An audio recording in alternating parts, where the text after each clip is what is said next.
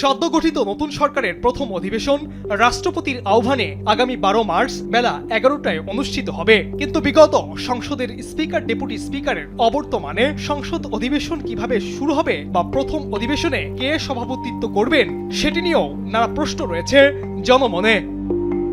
সংবিধান অনুযায়ী গেজেট প্রকাশের 30 দিনের মধ্যে সংসদের প্রথম অধিবেশন বসার বাধ্যবাধকতা রয়েছে। প্রথা অনুযায়ী প্রথম অধিবেশনেই স্পিকার ও ডেপুটি স্পিকার নির্বাচন এবং রাষ্ট্রপতির ভাষণের মধ্যে দিয়ে সংসদের আনুষ্ঠানিক কার্যক্রম শুরু হবে। এখন প্রশ্ন হলো, সংসদে কিভাবে স্পিকার ও ডেপুটি স্পিকার নির্বাচিত হবে? এদিকে স্পিকার ডেপুটি স্পিকারের অনুপস্থিতিতে গত 17 ফেব্রুয়ারি প্রধান নির্বাচন কমিশনার সংবিধানের 148 অনুচ্ছেদ অনুসরণ করে সংসদ সদস্যদের শপথ পাঠ করানো হয়েছে। অন্যদিকে স্বরাষ্ট্রমন্ত্রী সালাউদ্দিন আহমেদ জানিয়েছেন, আগামী মার্চের দ্বিতীয় সপ্তাহে জাতীয় সংসদের অধিবেশন বসবে।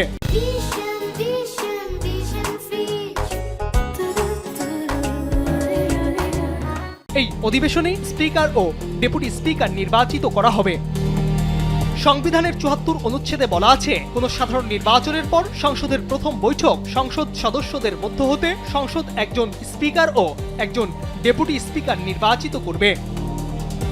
এ প্রসঙ্গে অধ্যাপক কে.এম. মহিউদ্দিন বলেছেন, যদি স্পিকার ও ডেপুটি স্পিকার পদে একাধিক প্রার্থী না থাকে তাহলে নিয়ম অনুযায়ী কণ্ঠ ভোটের মাধ্যমেই স্পিকার ও ডেপুটি স্পিকার নির্বাচিত হবেন। এরপর সাধারণত স্পিকার নির্বাচিত হওয়ার পর তার সভাপতিত্বে ডেপুটি স্পিকার নির্বাচিত করা হবে। নাইম ইসলাম, কালবেলা।